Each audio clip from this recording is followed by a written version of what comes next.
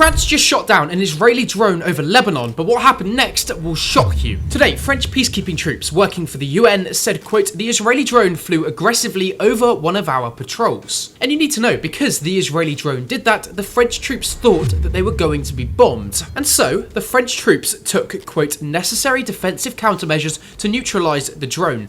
In other words, they shot it down. But in response to France doing that, Israel actually attacked the French troops without a care that this could genuinely start a war. France said, quote, a second Israeli drone then dropped a grenade close to the patrol. But it gets worse. Not only did Israel try to blow up these French troops with a grenade, but then France said, quote, an Israeli tank shortly after that fired in the direction of the peacekeepers. Despite all of this fighting, luckily nobody was injured, but the UN did call it, quote, deeply concerning. The French government was a little bit more angry. They called the actions, quote, despicable, dangerous and unacceptable. Although I will say, it seems like Israel is only really prepared to attack countries that they think they can beat. For example, Israel would not attack Russia. I mean, for example, Israel is panicking over something Russia is doing at the moment. Russia has announced they're building a military base in Sudan, but it's actually really quite close to Israel. And it wasn't long ago that Russian warships actually sailed past Israel, and just alone when that's happened, Israel was on high alert still. Specifically, after the first plans were cancelled just last week by Russia, the Sudanese government offered Russia a new 25-year plan for Russia to have a naval base in the Red Sea. And that's actually important because unlike the Western military bases in the Red Sea that are opposite Yemen in Djibouti,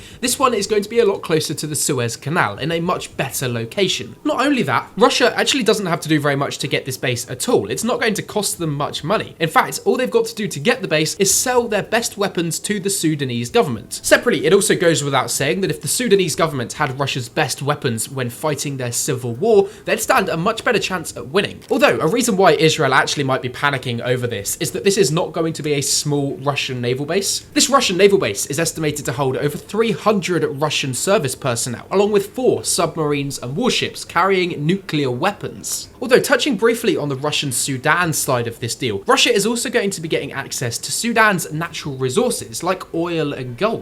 So because the government of Sudan is so desperate to win their civil war and get these Russian weapons, they're actually giving up really quite a lot to Russia here. The old original deal for Russia to get a naval base in Sudan was actually thrown out last week, if you don't know, is because it was taking too long and Russia thought the base wasn't going to be completed. But today, this week, Sudan has offered them a new 25-year deal, and this one actually looks like it will go ahead. Although there's a lot of countries in the Middle East at the moment that are making a lot of deals. I mean, literally just today, 2 countries that used to be enemies have now come together and announced that one of the biggest infrastructure projects in the world. Well, today, Saudi Arabia and Qatar met, and they signed a deal to build one of the biggest high-speed railways in the world, connecting Riyadh and Doha. But this will not just be a standard train railway that they're building. These trains are estimated to travel at over 300 kilometers an hour, meaning you'll be able to go between cities in just 2 hours. Even the report said, quote, the project is considered one of the most significant modern infrastructure undertakings between Saudi Arabia and Qatar. And not only will 10 million people a year use these trains to travel between the countries, but it's also going to massively increase the relations and make them better between Saudi Arabia and Qatar. You do need to know though as well, is that unlike most infrastructure projects that countries announce, which take ages to be made,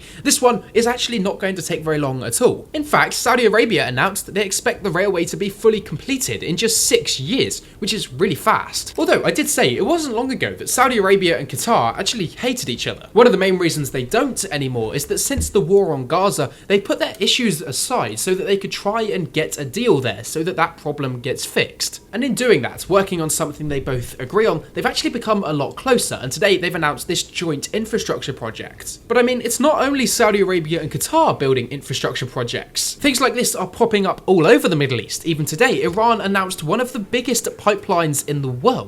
In fact, this new Iranian pipeline is such a big deal that it could save the lives of up to 10 million people in the future. Something important, if you don't know, this year Iran had one of the biggest droughts they've ever experienced. They literally had 0 rainfall and they had no drinking water available. And because of that, because it got so bad, the Iranian president suggested evacuating Tehran, the capital city, so that 10 million people didn't die of thirst. But today, after months of rushing to get it done because of that drought, the Iranian president has unveiled one of the world's biggest water pipelines connecting the sea to Tehran. Specifically, this water pipeline will carry desalinated seawater that people can drink into Tehran. And the president of Iran actually said that he hopes this will massively reduce the risk of people not having drinking water in the future. You do need to know though as well that Iran has done this in a special way where it's not going to cost them a fortune to get done. The pipeline itself only cost Iran about $10 million, which isn't very much for a pipeline the size it is. And desalinating seawater is incredibly cheap. It's one of the cheapest ways to get drinking water, to be fair. Now, Iran did also suggest that they're going to be building more of these pipelines as time goes on to even further reduce the risk of droughts in the future, mainly because one pipeline itself not only is too big a risk to depend on, but also because one pipeline cannot feed the whole of Iran, obviously. But it does seem that Iran has really learnt their lesson from not being prepared for this drought they experienced this year, and so this is them overcoming and adapting to that problem for the future. Right, we're not done yet, but if you haven't realised yet, this is my daily news recap where I summarise all of the news from the last 24 hours. But this bit is where most channels would talk about sponsorships, but because I talk about the stuff that we're not allowed to talk about,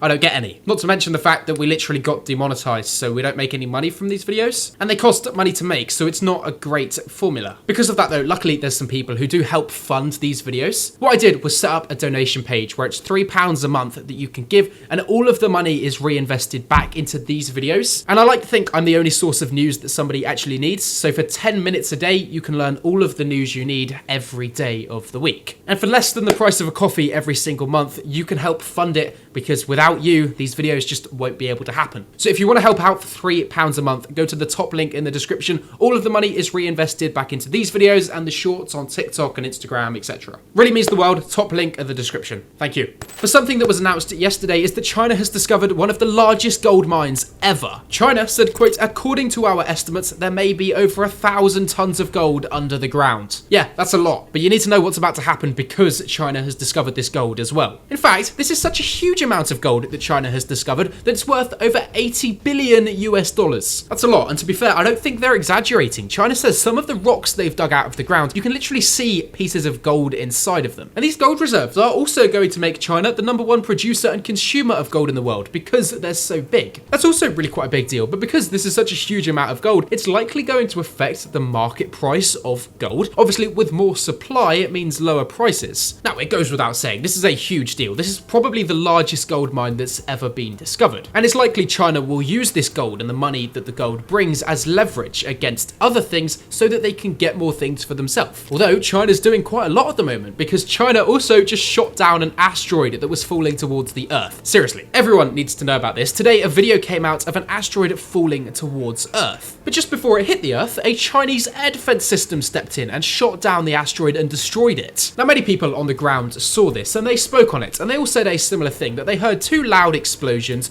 before the asteroid was blown up. But as you can imagine, this is really the first time anything like this has ever happened. And it also shows just how amazing Chinese air defense systems are, because asteroids travel far faster than missiles. And reportedly, these air defense systems could have saved thousands of lives in China. For comparison, back in 2013, an asteroid fell on Chelyabinsk in Russia. That asteroid was just 20 meters wide, but because of that, it exploded above the ground because it was too small to hit the ground. But that caused its own problem in itself. The shockwave of that explosion actually shattered so many windows across Chelyabinsk that thousands of people were injured by the shattered glass. Now, we don't actually have really that much information on this asteroid that fell on China because China hasn't spoke on it. All we've got is the video, so we don't really know how big the asteroid was or therefore how much damage it would have caused. But this is still the first time anything like this has ever happened. Anyway, I don't want to leave it on a sad note, but something worth knowing about is that the Russian ambassador to North Korea has, quote, died suddenly. But it's not what you think, to be fair. In fact, this was such a big deal and he was such an important person that even Kim Jong-un, the leader of North Korea, quote, sent his condolences to the Russian President Putin. But what's important is that neither country, Russia or North Korea, actually said how he died, which is unusual because of how an important person he was. Even Kim Jong-un said, quote, he was a close friend and comrade of North Korea. And he also said, quote, he devoted his entire life to the development of the North Korea-Russia relationship for over 30 years. Now, it is worth knowing that this Russian ambassador to North Korea was was 70 years old. I'm not suggesting he was killed. He could have just died from being that age. What I am saying is that neither country actually said what the cause of death was. You should know though that this was not just a random official. He was really quite important and he left a big impact on Russia and North Korea. Kim Jong-un basically gave an entire speech on him and celebrated his entire life. He said, quote, "The sudden demise of the ambassador at a time when the relations between us and Russia have entered a crucial historic phase is indeed a heart-rending event and a great loss." And Kim also said, quote, "His noble life will shine forever and will always be remembered by the peoples of the two countries." So, the Russian ambassador to North Korea has died. We don't know how. All we know is that sadly he has died. Well, all of this news today was really quite important, but as it's a daily recap, I covered the news yesterday and that was far more important. And yeah, it's worth knowing about the stuff I've told you today, but India is about to buy Russia's best fighter jets. And they're not doing that for no reason. They're doing that because Pakistan is about to go to war with them. So to make sure you didn't waste your time watching small news like this, you need to know the big news as well. So click here to watch yesterday's daily recap where I cover all of the news from the last 24 hours.